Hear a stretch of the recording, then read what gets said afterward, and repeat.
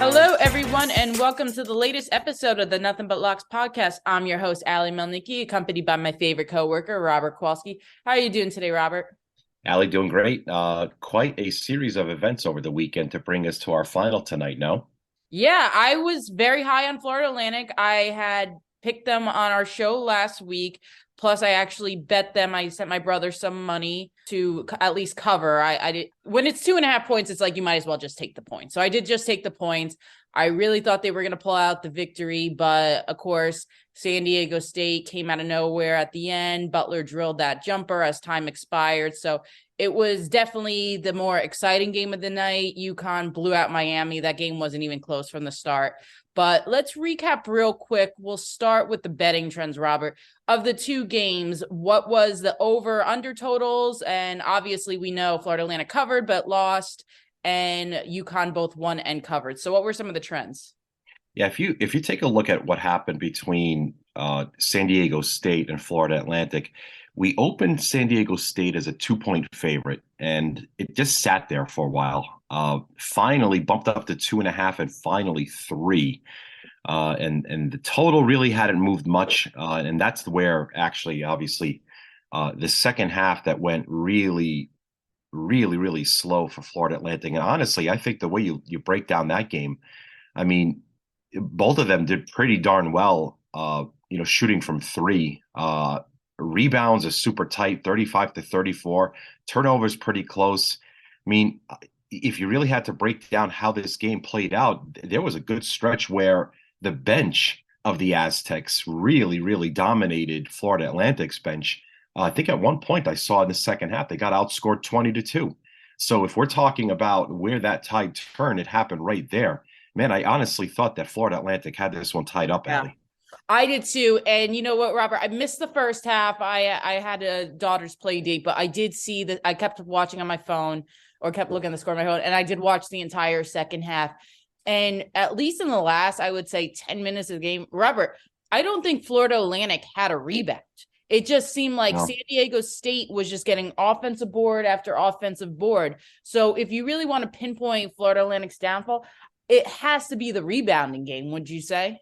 Yeah, no doubt, exactly. And that's where they really, cut their teeth going into this tournament. I felt that there was going to be more of an advantage for San Diego State defensively, but if you're going to play a defensive style of basketball anyway, you better rebound the ball really well. And I think that's exactly what we saw. We had obviously some really good performances from San Diego State. Obviously, Hawkins is great. Matt Bradley played great. Heck, even Micah Parrish, was doing really well from the outside, but they got the boards this time. Yeah, one thing I did like too about San Diego State is they were relentless. They came back.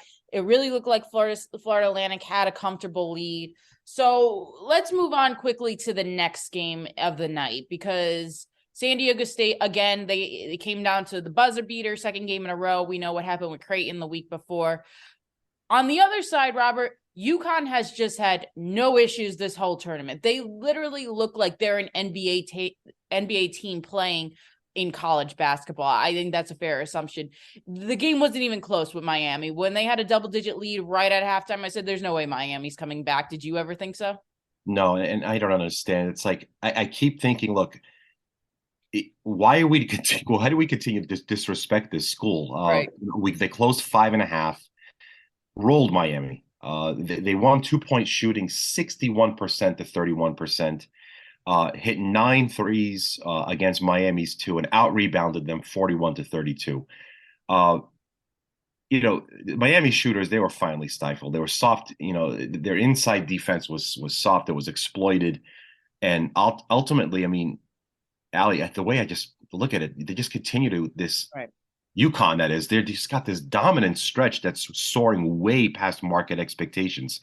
So their victory margins, UConn's 24, 15, 23, 28, and 13 in what's largely been, a dance of parity outside of UConn's games.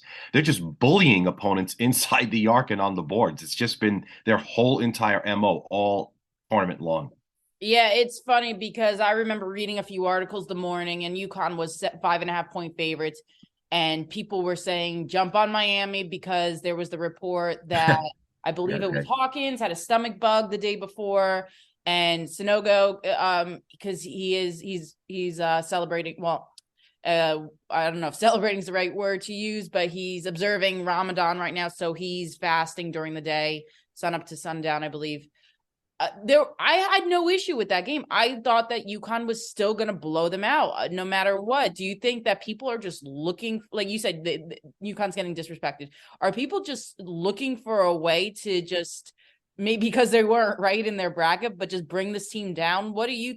That's actually, that's actually a great point. Maybe because they got eliminated in the bracket and they Right. realized I'm not going to get beat by this team again, so I'm just going to keep betting against them. That's the only thought process I could think of. I mean, look, previous to what's about to happen tonight, the Huskies are 5-0 against the spread so far. Yeah. If the point spreads have been 7 points higher, they'd still be 5-0 against the spread.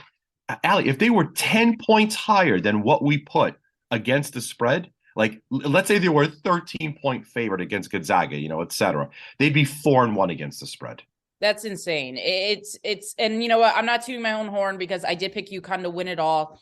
I won 2 of my 3 pools, so I'm very happy about that. My third one, I got second. The person that beat me just beat me by 40 points. So if I had 1 or 2 picks in the earlier rounds, that probably would have got me over the top. But I'm very happy with my brackets this year. Robert, that leads me into tonight's game. UConn's, I believe, right now sitting at a 7.5-point favorite. Is that correct? Right. So again, I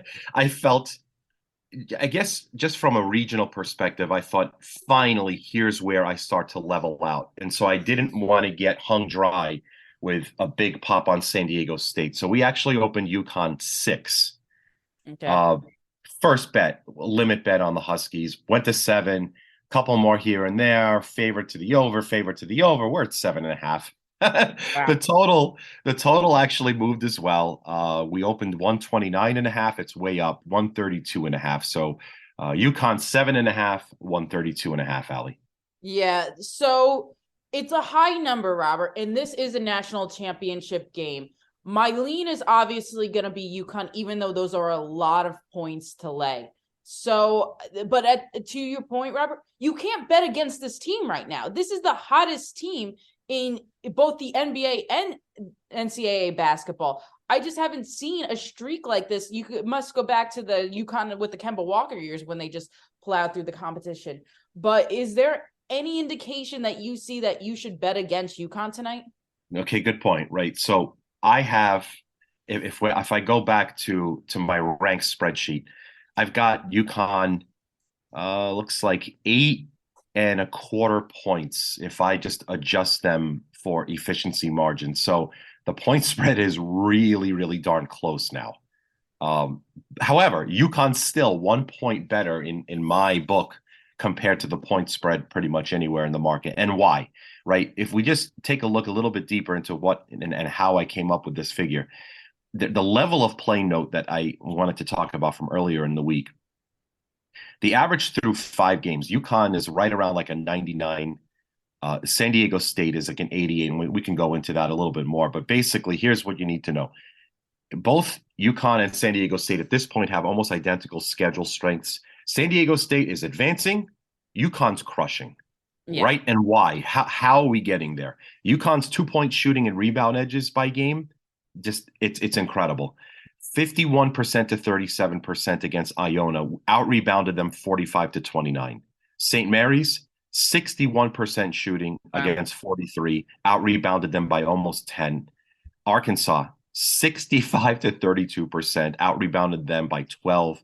Gonzaga, it was pretty close, but still, they beat them 46-45, out-rebounded them 48-40. And then we talked about Miami, 61% to 31%, out-rebounded them by 9. It's the classic defense and rebound approach, right? So what's going to happen, and this is going to probably give the Aztecs nightmares if things play out the way I predict, they're going to get beat with their own game. And badly. UConn's got the 2-point shooting and rebounds game figured out. Yeah. Yeah. I just can't go against UConn. I will say, Robert, though, my lean in this game, because it's just too many points for me to actually lay to bet on in a national title game. but I like the under in this one. Now, I did take the over on Saturday. It didn't get close. I believe it was 149. I think the final ended up being like 132 or 133. I should have known Miami wasn't going to keep up with the scoring, but it's a very low total tonight, Robert, correct? Yes, yeah. All things relative. I expected this one to be closer to 140, not 130. Mm-hmm. So when I see a spread that low, well, not spread, when I see a total that low, it leads me to think this is going to be a low scoring game. The total shouldn't be that low with a team like UConn. But San Diego State, on the other end, they still play good defense. They can struggle to score at times. I know the total might seem low, but I feel like everyone's going to be jumping on the under. People usually do when it comes to a title game for any sport. So I think I'm going to lean under. How about you? That's a good angle, actually. So if a listener at home, is thinking about making the play, uh, and you're looking to play the under, generally speaking, just wait until post, and this way you'll probably see, and it just ends up just being the way of the machination of the number. It'll probably climb, and so if you like the under, just wait because you're going to get a better number betting it later than betting it now. If you want to look at them a little bit deeper, makes sense. I mean, obviously, we know what their records are in, going into the tournament, but UConn's averaged almost 80 points a game in the last 10. The Aztecs, they're averaging about 65 and a half. However, if we see what they're being held to, the Huskies are holding their opponents down to 63 and a half points a game, and the Aztecs even lower, 58 and a half. Wow. I don't see the Aztecs doing that to UConn. As a matter of fact, if San Diego State doesn't score 64, they don't stand an absolute feather to win this game. And they're going to have to come and bring it. And whether or not they do, that's going to be a tough call. Under would probably be my lean with you as well. But I would wait a little bit longer to see if maybe you can grab another point as we get closer to post. So let me ask you this, Robert. If San Diego State were to somehow pull off the upset, what would it be that they have done right in this game? They absolutely played their game and exactly what they wanted to go out and do. I mean, look, we're talking about a Mountain West school here as a champion. It's going to be unprecedented, but how did they get here? They got here obviously through their defense. And if they do that, look, it's not going to be the most glamorous of New York Times headlines. But they're going to do it, and it's going to have to be that way. They had a really great semifinal, and if they can manage to win a game like that against UConn, at least it'll be remembered a little bit better. But this one's going to have to be one of the drag it out, really, run the clock down and hope that they could contain UConn, keep it close at the half so that they can manage something like that they did against FAU, and then keep it close so that they can have a chance to win it just like they did on Saturday. Yeah, I if you want my honest opinion, I think San Diego State needs to shoot over 60% and hold UConn to under 40% if they have any shot. But we have seen stranger things happen. Yeah. I just feel like this is a game. This is just UConn's playing at such a high level. Their confidence is skyrocketed through the roof. I just don't think there's any stopping this team. Again, it's a lot of points, so I'm gonna stay with total. But my final score prediction, Robert, I'm thinking something like a 73 to 58 game. I actually do think that UConn wins by double digits. I actually will. Well, let me go back to that. I think it's going to be close. I think halftime, maybe they'll only be up by single digits. I think San Diego State, with their defense, will hold them in check. But I think toward the end of the game that they're going to pull away. So I'm predicting something about like a 72, 73 to about 58, 59 score. How about you? Allie, well said. Yeah, double-digit win. I think, look, if we look back the last time we had such a high collection of seeds, right? We had in the Final Four, we had a 9, a 5, a 5, and a 4, right? Yeah. So that's 23. The last time that the total combined seeds was this high was 2011. Guess who won it that year? It was UConn. Yep. So UConn's back again to pick up the pieces during the this cloud of chaos. Everything that I've built into this going back to October and then November, with preseason and early games, the calculations work themselves out right. I do not see UConn losing this game tonight, so I too will choose UConn. Do they cover the spread? I'm not too confident in them covering the spread actually. So Right. I'll pick the Aztecs to cover this one with the Huskies being crowned champions tonight. Yeah, like you said, I'm just not totally confident to lay 7.5 points because there is always that chance of a backdoor cover and everything. It's just too many points for me to lay. I would lean though. I think UConn does cover because I do think that they'll pull away at the end, but I'm not confident enough to bet it. My bigger play, just for the audience to reinforce that, is I love the under in this one. I think that the point total will stay under, but hopefully we'll have a great game. I really like it. We've had some really good classics over the years, the past few seasons of national championship games. I remember UConn Gonzaga was a nail biter. You had the Texas Tech year. There's been a lot of good games. So hopefully we see a good game tonight. All right. Well, Robert and I could talk all day, but we're going to postpone the MLB show till later this week. We're going to dedicate a full hour, probably around Thursday, I think would be safe. That'll be 1 week since opening day. So it will dissect how the pitch clock is going to do, which, Robert, I'll add, I watched some baseball over the weekend, and the pitch clock surprisingly didn't bother me. I was shocked. I was a big critic of it before the season started, but the more I see it, I like it. How about you? Let me tell you, if they're going to play this season the way we saw in the first week with an average time around 2:38, heck, you might even get me to watch a baseball game. Yeah, it's very. It really does speed up the game. I didn't think it was going to be that big of a deal, but it does drastically speed up the game. So I will give Rob Manfred some big credit right now. I think that it is going to help the game. It does make it more exciting. It makes it a little more compact. And I actually think that you get more strategic baseball. There was a lot more steals this weekend. Runners taking advantage of pitchers needing to throw it. So it's easier for the runner, I think, to time it when the pitcher is sanctioned by a pitch clock. So I think that we're going to see a lot of good baseball this year. All right, that is all the time we have for today. I hope everyone enjoys the game tonight. I hope for all of those people who won your bracket that it's wrapped up and you don't got to worry. I know that's in one of my pools. 2 people are vying for second place, and one needs UConn to win. The other needs UConn to lose. I'm all set in my pools, but before we sign off, Robert, any last thoughts or words for the audience? Only one last thought. I was right with Gonzaga this year.